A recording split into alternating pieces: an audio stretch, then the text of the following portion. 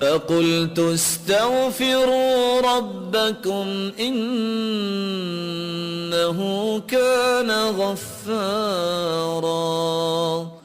استغفار تم کر لو، سارے گناہ بھی اللہ معاف کر دیں گے، موسلادھار بارشیں بھی برسائیں گے، تمہارے پاس مال نہیں ہے تو مال بھی وافر دے دیں گے، اولاد کی نعمت نہیں ہے تو اولاد بھی دے دیں گے، تم سارے پھل تو کبھی کھائے نہیں تم نے زندگی میں، تم استغفار کرو اللہ تمہیں باغات کا ہی مالک بنا دے گا، تمہارے لیے نہریں جاری کر دے گا۔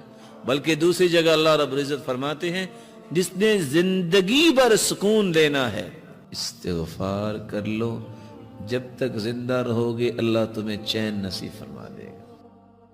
امام احمد بن حنبل رحمۃ اللہ علیہ گھر سے نکلے، مسجد پہنچے، کہتے ہیں کہ لیٹ ہو گیا ہوں، مسجد والے سے کہا مجھے کچھ آرام کا موقع دے دیجیے، کہا نہیں ہمارا نظام ہے یہاں نہیں کچھ ہو سکتا، کہا چلو مجھے کچھ یہاں انتظار کا موقع دے دو۔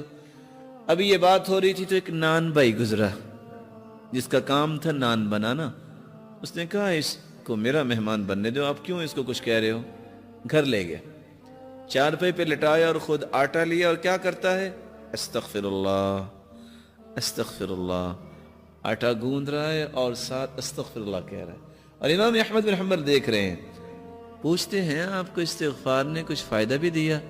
کہتے ہیں جناب فقیر آدمی تھا، جب سے استغفار کیا مال سنبھالا نہیں جا رہا، اور جب سے استغفار کر رہا ہوں جو خواہش کرتا ہوں اللہ پوری کر دیتے ہیں، لیکن چند دنوں سے خواہش کر رہا ہوں وہ صرف پوری نہیں ہوئی، باقی ساری پوری ہوگی۔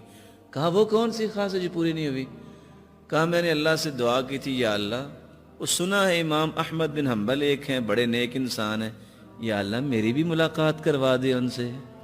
کہا وہ تو میں ہی ہوں، وَقَدْ جُرِرْتُ إِلَيْكَ جَرًّا، آج میں گھر سے نکلا جیسے فرشتہ شاید تیرے ساتھ ملاقات ہی کروانے کے لیے مجھے لے کے آیا ہے۔